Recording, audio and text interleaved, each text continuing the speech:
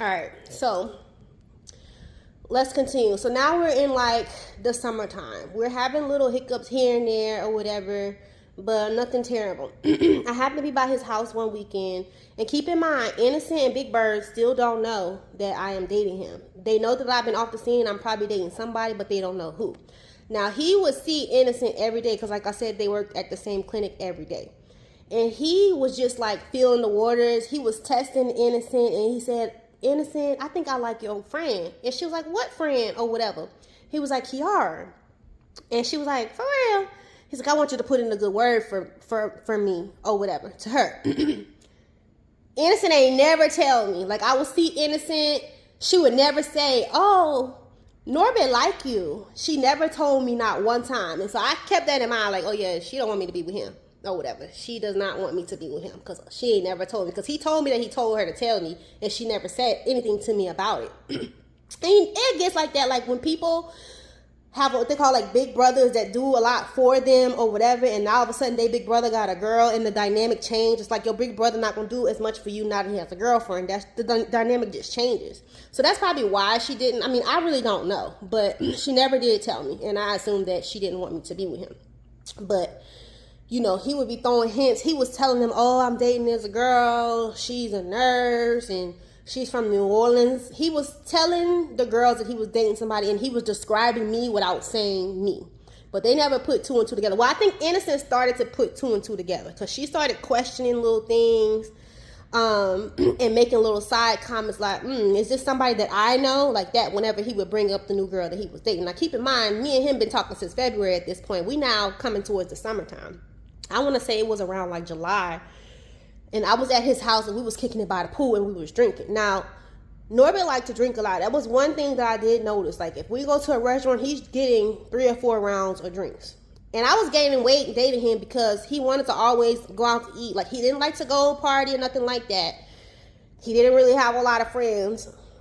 I didn't think so. I was his friend, but he always wants to go to a bar and sit and drink his old fashioned and eat a good steak, eat a whatever. It's nothing for him to go to dinner every week and spend $300 on dinner. That was a dime a dozen for us or whatever. And I said, I can't be eating with you and I'm going to get fat. Like I can't be eating out with you all the time like that. But anyway, so we was at the pool kicking it. We was drinking. And I would like always do like selfies and little videos for my Instagram or whatever. But he was a type that he always try like, hey, like he always want to say something in the background when he know I'm filming. So this particular time I was doing a video and he said something or whatever, and then he like laughed. And I said, quit talking in my damn video. Nobody knows they know me talking in my video. You know, I didn't say the part like about nobody knows that we're dating, but I just said, quit talking in my video. So I had like cropped it, I thought I had cropped it. I cropped what I had said, but I was drinking, so I didn't crop it enough. So I had posted the video to my story. Innocent seen the story, and another girl that we work with seen the story. Right? It wasn't until maybe 30 minutes later, I had turned, because we had music playing while we was at the pool. I turned the music down to listen to the video. I could hear him talking in the background. I said, oh shit. And I deleted it, but they had already, you know how you can look on Instagram and see who already seen your story? They had already seen the story.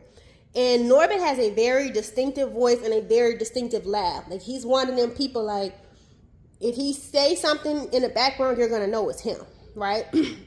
So they already had seen the video, but I didn't know if they had caught it, right? So then I was coming up on, I was going on a cruise. I was going to Greece, Turkey. I went a bunch of places.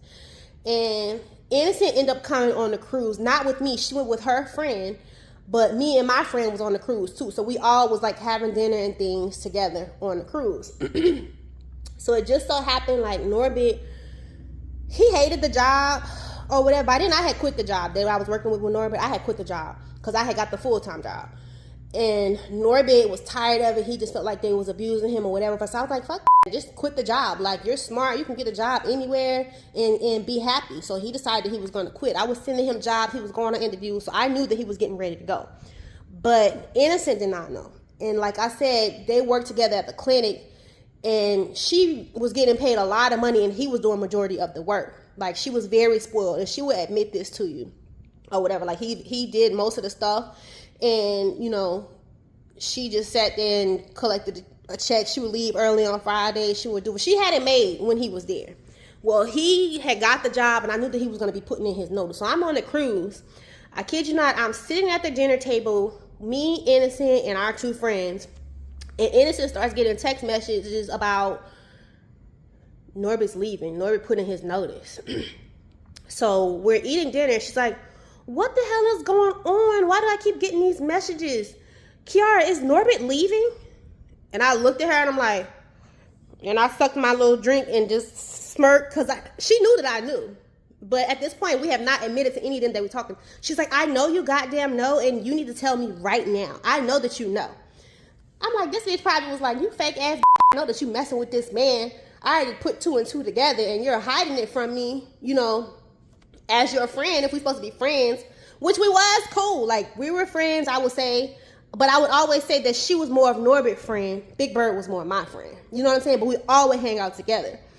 So I wanted to tell them about the relationship, but Norbit kept saying, no, I don't want them to know. Like, he wants to, in their eyes, he don't want them to know that he has sex, that he does this, that he don't want them to know nothing about him. He wants them to think that he's just this nice, sweet, innocent guy, and that he goes to church, and that he just is there to take care of them and do nice things for them when they need it. Like, that's the persona that he likes to give off at work, you know? Like, it's not like everybody all hung out together all the time. He would only, like, do that, like, if it was somebody's birthday or something like that, you know, he would, you know, come and show his face or, like, pay for the dinner or something like that. They knew that. That's why they love for him to come, because Big Bird had already made that clear. I love for he come because he pays the bill. So, more so, I would say that that's the only reason that he got invited, just to be honest, because, hold on, my auntie calling me. My bad, y'all, my aunt was calling me. But, yeah, a lot of times that was the only reason why the girls would invite him, in my opinion, is because they knew that he would pay or whatever. But anyway, so she's like, I know that you know, and you need to tell me right now. And so I was like, okay, he's leaving, but he didn't want to ruin your trip because he know that you were going to have anxiety about him leaving, about who your next boss is going to be. He wanted you to enjoy your trip or whatever. So that's why he didn't tell you. And I was sworn to secrecy, so I couldn't, you know, tell you either, you know? And so she's like, oh my God, I gotta like call my mom. I gotta like do this. I gotta like, she was very upset or whatever. So we get through the cruise, we come back home. So now like, she pretty much knows that me and him are dating. So at this point, her and Big Bird are cool. They was cool before I ever met either one of them. Remember I told y'all. But me and Big Bird is cool now too. Me and Big Bird, like I said, we both from Louisiana, whatever. So Big Bird, me and her would always like hang out and do things or whatever. So I was gonna like just go ahead and tell Big Bird, because I trusted Big Bird or whatever. And I was like, so I gotta tell you something, girl. When I got back home from Greece, I was like, because I know that Innocent was gonna say something to her. So I was like, I gotta tell you something. I said, remember how I told you I was dating somebody, and I told you that he was an engineer, which I didn't lie. Norbit has an engineering degree, and he also has like a medical degree or whatever, but he only works with his medical degree. But I was like, well, I was dating Norbit. She's like, okay. She's like, you like him? I said, yeah, I like him. At this point, I did like him because, you know, we 6-7 months in now, so I did like him or whatever. Was that 6 months? I don't know. I can't count. At this point, I did like him, and we was clicked tight or whatever. And so Big Bird, at the time, Big Bird act like she didn't know nothing. But in hindsight, I think Big Bird knew everything, because I think Innocent had already been telling her what she suspected, just based off of what Norbit would tell to Innocent. So I think Innocent had already been telling my business to Big Bird, but Big Bird was probably just waiting on me to admit it. But she sat there, she did really good and act like she didn't know nothing or whatever. But I gave her the whole game, the whole rundown, how I started, blah, blah, blah, blah. So, and she was like, well, what about lasagna? And what about the ex-wife and all this other stuff? I said, well, that's, lasagna is done, and the divorce is, he's going through that, it's final, finna be final or whatever. So, but he didn't want me to tell nobody, so I didn't tell nobody. That's why I kept it from y'all. So at this point, like, Big Bird is like my confidant or whatever. And when I first met Big Bird, I remember we like went and had lunch one day at work, and I had just got my Mercedes truck. I might have had it a couple of months. No, maybe I had it like a year. And she's like, what is this? What is this? And I told her what it was. She's like, oh my God, I love this truck. I want this truck. And I just said, ha ha, whatever, not really thinking too much of it or whatever. And she started like sending me pictures. Do you like this? Do you like this? Of my truck. And I was just like, girl, maybe you should get like a different color. No, I want to get the same one you got. We could be twins. We could be twins. And so I kind of stopped responding to that because, girl, we do not need to be twins. You need to have your own mind and get what you like, not just get stuff because I have it. You know what I'm saying? And so I had expressed that to Norbit or whatever. And Norbit's like, oh, she's like that. Because Innocent told me that she's one of them friends, like she's always in competition. She always like, if Innocent buys something, she go and buy the same thing or whatever. That's just kind of how she is. I said, for real? I said, she don't even come off that way. Now, I am a homeowner. I've owned my home since I was 26. And Big Bird was saying that she wanted to get a house. So, of course, you, my friend, I'm going to look out for you. So, I was just sending her, I said, oh, it's a new neighborhood by me that they opening up. You should go check it out. Because she was going to move far because of the price range that she had. She was going to move far out. So, you don't have to move far out. You can really live close to downtown. You just got to know where to go. So, she went and looked at the neighborhood that I sent her. She ends up buying a house in the neighborhood. So now we live near each other. We live 5 minutes from each other. We're basically neighbors or whatever. And she had like a housewarming party. Like I went to her housewarming party. We click tight, kicking it. And when stuff is going on with me and Norbit, like I tell her about it, blase. And I remember Norbit would say like, oh, your girl asked me, she keep asking me about your car. She keeps saying like, do I know anybody that sell cars or that own a dealership? Because the type of work that we did or that Norbit did, he was like at like a clinic that would have a lot of men come in, a lot of business owners, entrepreneurs. So he knew everybody. And if you needed something, he knew somebody that could get it for you. You know what I'm saying? He's not the type to do no hard labor. He ain't getting his hands dirty, but he'll pay somebody or he'll know somebody that can help you. And usually they will give you a good price on the strength of him or whatever. So, I know that she wants the car, but I'm just like, I didn't really think too much of it. I didn't really think she was going to go get the car. And I never said to her, don't get the car. I just thought it was weird that she wanted to get the same car as me, but I just kept that to myself. I told her maybe just get a different color. No, I want the same one we're going to be twins. And so me and Norbit used to joke about it. He was like, yeah, she thinks she going to look like you getting out that car, but she don't look like you, boo. It ain't going to hit the same. That's what Norbit used to say, and we would laugh. I'm like, I was like, girl, whatever. We already live together. We don't need to be driving. We already live in the same neighborhood. We do the same job. We don't need to be driving the same car. You know what I'm saying? Like, no, but whatever. So let's go back to Norbit. So at this point, I'm coming back from the trip.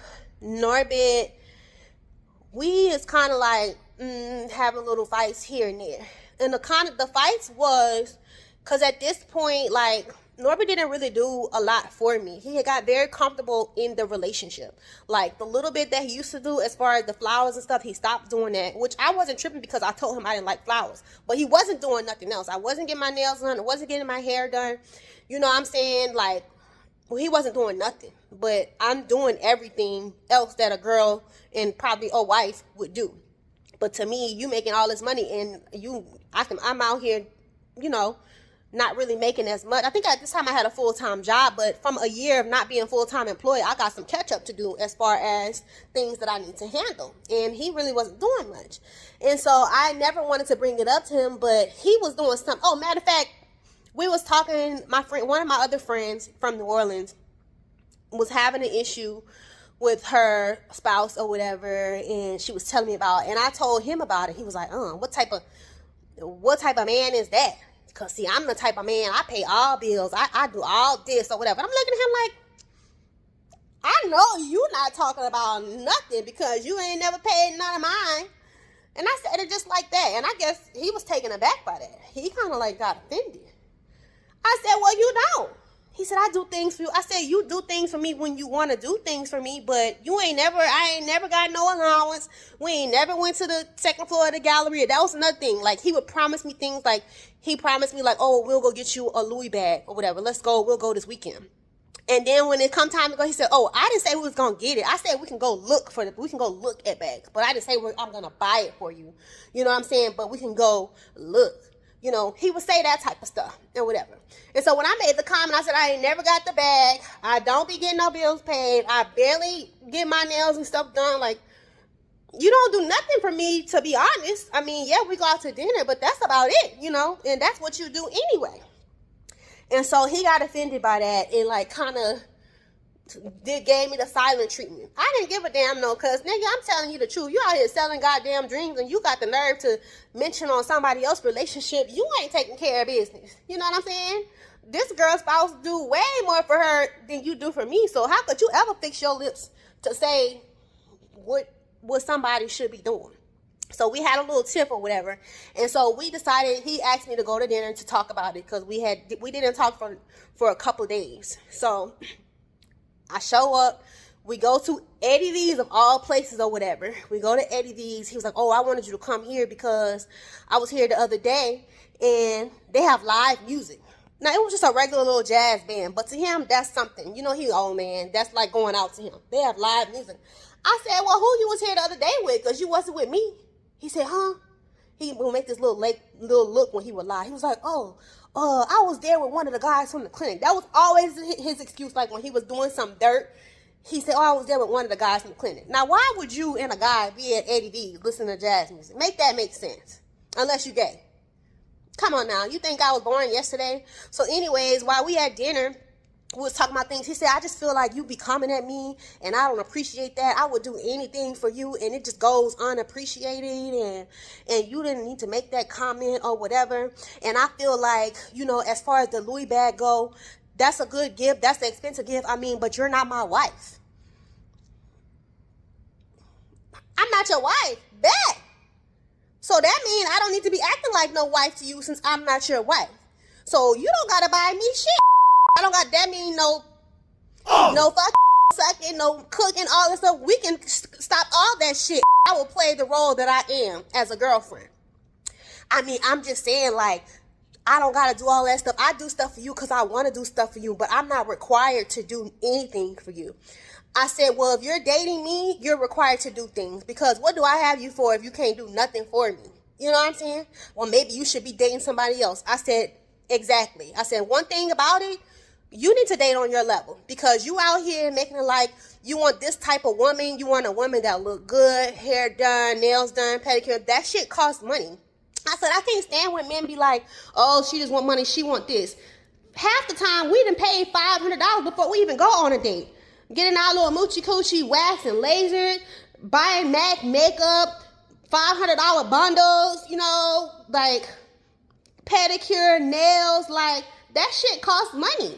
You know what I'm saying? You want a certain caliber of woman, but that comes with upkeep. You know what I'm saying? So date on your level. If you want a bare minimum ass woman, if you want to do the bare minimum for a woman, then get you a bare minimum basic ass woman like lasagna. That was more your speed. Don't be trying to come for the top, baby, because I'm not lowering my standards. I already don't ask you for nothing. You know what I'm saying? So we had a big old humbug about this or whatever.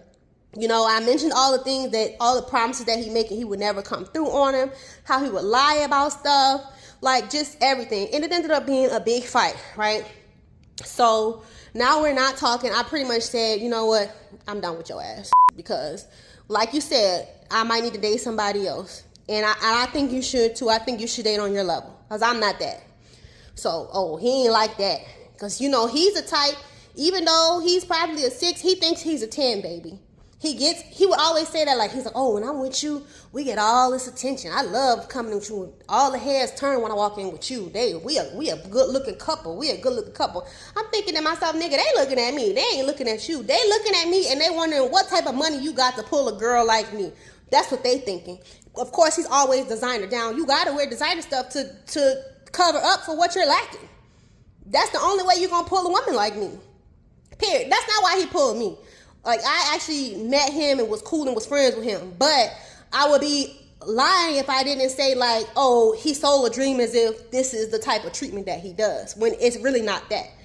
What he is the type that will go all out for everybody else, because he wants to look good for people. But he would treat the person that was closest to him like shit. You know, like he would, not want to say like shit, but he wouldn't do the most for me. Like how he would do for the girls at the clinic that are not fucking you.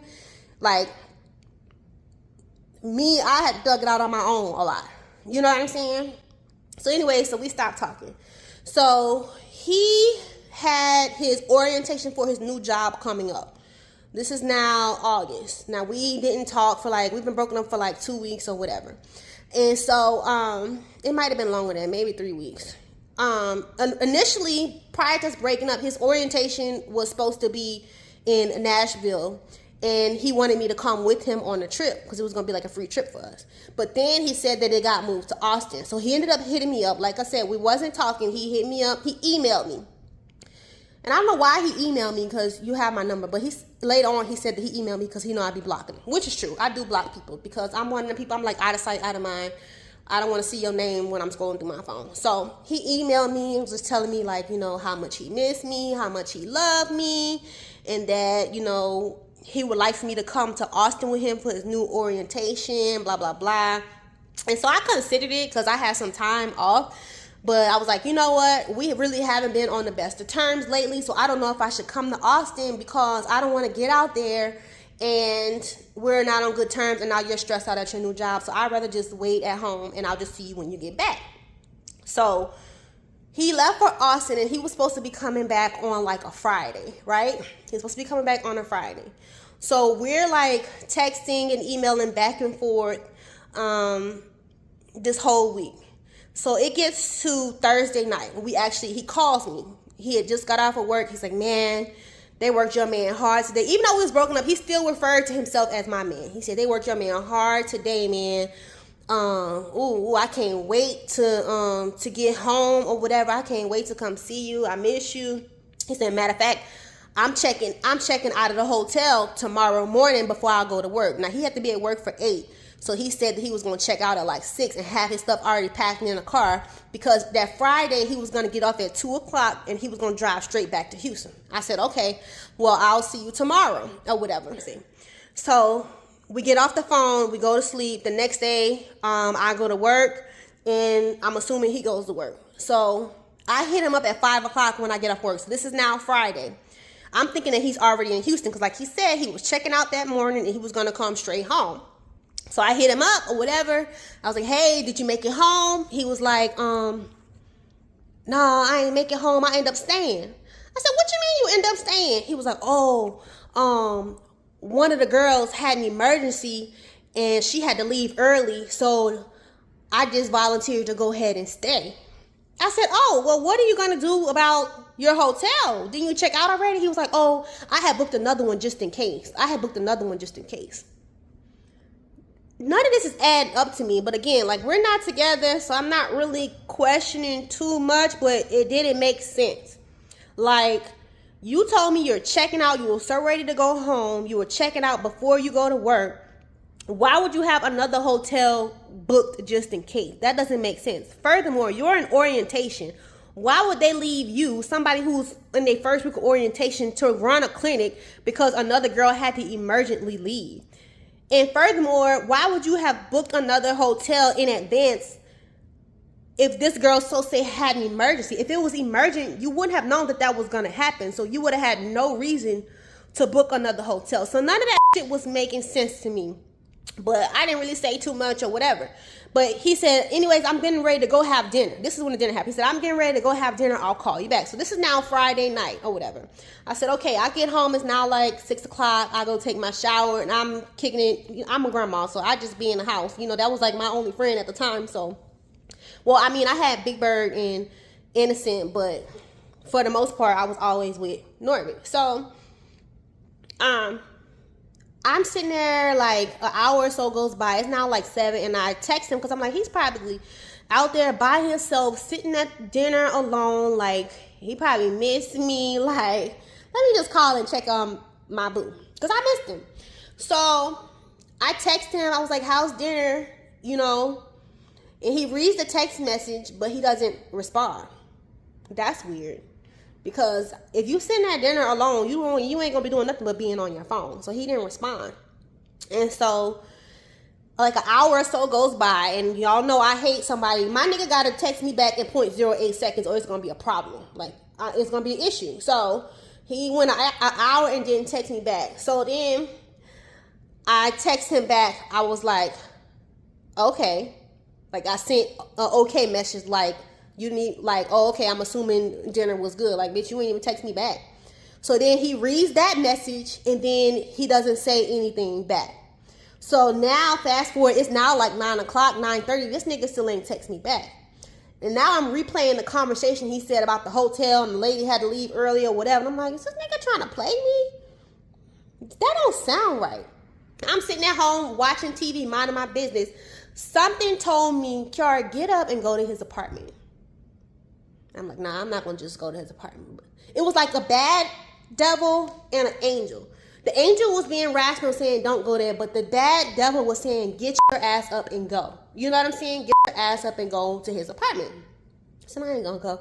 And it said, get your ass up. And my hair was wrapped up. I was looking ugly or whatever. So I said, oh, fuck it. And I don't even like to drive. He lives like 30 minutes from me. So it's already like 9:30 at night. I done worked all day. I'm tired. But something said get up and go to his apartment. Now, he lives in this type of apartment that's super locked down. Like, you have to have a little kiosk to get into any doors. You got to have a kiosk to get into the gate or whatever. But, of course, I just follow somebody through the gate or whatever. When I go to his floor, why is his car there? His car is in the parking lot. This nigga is home. But telling me he's in Austin. Right? So, I was pissed because, you know, we had kind of been broken up. You telling me you love me, you miss me, and we're going to hang out with each other. Now, all of a sudden, you said you're not home, and now you're not answering your phone. You go ghost. You know what I'm saying? It just so happened when I showed up to his apartment, he happens to text me back saying, dinner was good. Drinks were good. And I peeped that drinks with an S. Like, so who you had multiple drinks with, mister? You know what I'm saying? But whatever. So I see his car and I park next to it and I'm like, what am I going to do? I can't get into his apartment because it's late. Nobody's in the garage. I can't follow nobody in. And I don't want to do that because if it's a girl there or whatever, like, I don't want it to be no fighting, no none of that. Like, I like you, nigga, but I don't like you that much that I'm finna come out of character for you or whatever. So I said, this is why that lady him a bitch, because he's a liar. Like, and this is really my first time really just catching him because he's the type that he can get out of any, like, he could lie his way out of anything to the point to where you be thinking that you're crazy. Like, you know what I'm saying? For instance, like, he will go out and I say, don't stay out all night or don't disappear. Make sure you hit me. And then he'll be gone. You won't hear from him till 24 hours later. And I'm like, why didn't you call me and tell me you made it home? And he's like, you told me to call you? You didn't tell me that. Oh, my bad, I didn't want to wake you up. I didn't want to, like, he would make it like he was doing you a good deed by not doing what you asked him to do. Like, as if he was doing you a favor. But anyway, so I took out a pen and wrote a note and left it on his car. I said, I don't even remember what the goddamn note said. I said, one thing I cannot stand is a motherfucking liar. I said, I see why, I insert his ex-wife's name, you a bitch. I see why she and I left that note on his car. And so I'm like, I'm not gonna sit in here because I could have really sat there and waited to see who he came out with the next morning. But I'm like, it's hot. Like, it's the fall. It's hot in Houston in the fall. I'm not finna sit here. I said, and I'm above this. Like, I'm not finna sit here and try to catch this nigga up. Like, he's obviously doing something. Matter of fact, before I even got to his apartment, I prayed to God. I said, God, I know I prayed this prayer before, but if this person is not for me, and if he's hiding something from me, please reveal it to me and let it be nothing that he can lie his way out of it. Make it be undeniable. Like, punch me in my face with it. You know what I'm saying? Because every time I would say that prayer, I would get like another sign or he would do something else or I would catch him in another lie. And I would always just like, you know, he could weasel his way out of it. I'm not the type that stays mad long or whatever. So he could just like apologize or he would just like, you know, lie his way out of it to where I think that maybe he didn't really lie and then we would be back cool. So to me, this is like hard evidence that he's not in Austin. He's at his house and a bitch. And I said, how's he going to lie I had to sit there and think, I said, how's he going to lie his way out of this one? He's going to lie. What lie is he going to do? I said, bet. He's going to either say this is not his car or he's going to say that he took a rental car to Austin and that's why his car is at home. That's the only way that he can get out of this, right? So I got to try to figure out how to get him to admit that he took his car to Austin. So overnight, I'm trying to think about it or whatever. So I go home, I go to sleep. Now it's the next morning or whatever. He texts me like around 9. Hey, boo, I'm getting ready to get on the road and head back to Houston. I'm like, I'm cool. It's like, I know you're in fucking with some bitch, but I can't say that yet. I gotta play it cool. He's gonna find the note on his car and know. So some time goes by or whatever. It's now like maybe 11 o'clock or whatever, and he's like, am I still coming over, or what time you want me to meet you or whatever? Like, I said, call me or whatever. And so he was like, oh, I'm making groceries, so he didn't want to talk on the phone. I said, well, you need to call me right now, because he making all this small talk. I know you done seen this note on your car. So he called me, and he's playing it dumb. He never mentions nothing about the note.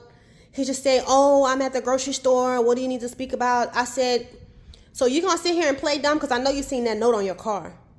He's like, huh? What note? What note? This bitch probably don't even know which one of his women left the damn note. That's why he playing dumb. Like, he probably didn't even know who left the goddamn note. I said, I know you seen that note on your car. So what's up? Let's talk. He's like, I don't know what you're talking about. I don't know what you're talking about or whatever. I said, all right, Norbit. Well, if you want to sit here and play dumb and just be surface level, you can do that. You let me know when you're ready to have a real conversation like a grown-up. And I got off the phone with him. And so he sends me a text message. He was like, well, I guess you don't want to see me later. Like that. Yeah, you damn skippy I don't, bitch. I don't want to see your ass. You're a liar. I hate liars. Ugh. And then you are medium ugly. Like, you got the nerve to play a bad bitch. I know I look homeless right now, but girl, I can be a bad bitch some days. You know what I'm saying? Like, you got the nerve to try to play bad bitch. I wasn't even looking your way. The audacity of you, mister. You ain't paying for shit too, and you try to play somebody? You got this hoe in your house? Nigga. So I was pissed or whatever. So finally, he calls me and he's like, I got your little note. And we can go talk. I gotta go drop the rental car off. I bust out laughing. I said, the rental car? Really, Norbit? I said, you ain't got no damn rental car. You drove your car. Oh, whatever. No, I said, well, send me the rental car receipt. He was like, well, I don't have a rental car receipt because the company paid for the rental car. You know, it's for orientation. I said, it don't matter if they pay for it or not. You still get a receipt when you have to turn that car. When you pick it up and turn it in, they give you a receipt because they mark all the damages. So give me the receipt. Well, I didn't keep that. That might be still in the car, and I don't have the car anymore. I turned the car in. I said, okay. I already had thought this out the night before. So how can I catch him in a fucking lie? So I said, okay. So if you drop the rental car off, how did you get home from the rental car place? I Uber. I said, okay, send me the Uber receipt. He's like, man, I gotta do all that. You don't trust me? This is how narcissists are. They like try to flip the script on you to make them look like the victim and you look like a crazy ass bitch. I said, send me the Uber receipt. He's like, I ain't gotta do all that. So like 20 minutes goes by, we had got off the phone. He sends me a receipt. Now, the way this receipt is, I could tell it was a fake receipt. It wasn't like the screenshot of your receipt that you would have in your phone in your Uber app. It was like a printed piece of paper. And it had like, he put his address in and he put like the nearest little rental car place that was near his house. And the address was wrong. Instead of saying Houston, TX, like Houston, Texas, it said Houston, TC. I'm like, why would it be TC? I said, this motherfucker must have made this up. I went and I looked at a keyboard. The letter next to X is C. So I said, he tried to type this up real quick and his dumb ass hit the wrong letter. Instead of hitting X, he hit C. Furthermore, it didn't have any credit card. Like usually they have like the last four of your credit card. It'll say XXX and then the last four of your credit. It didn't have that. So then I screenshotted it and I sent it to my girl and I said, this is the receipt that she sent me. And she's like, this is a fake receipt. I said, I think so too. She said, it's not even the right date, Kiara. This happened on September 14th. The Uber receipt said September 24th. I said, this bitch thinks that I am really Boo Boo the Fool. And so I Googled fake Uber receipt. And a little app came up and it said create Uber receipt. And it was the same exact template of what he sent me. You didn't went far, my nigga. You have went far to try to lie to me. You know what I'm saying? You have went so far. So I sent him a message, laugh out loud. See, one thing about you, you think you smarter than me. You smart, but you ain't smarter than me, bitch. It's Judge Judy over here. Why would you send me a fake receipt? No, that's the real receipt. I said, that is a fake receipt. It don't even have the right damn date, dumbass. He got quiet. He got quiet because he knew he was caught. You know what I'm saying? He knew that he was caught. I said, he was like, man, you just put me through too much. I mean, I think if you feel this way, I think you should just find you somebody else. There he go, playing victim again. Bet, I will find somebody else. Period. Stay tuned for part 4 or whatever part we're on now.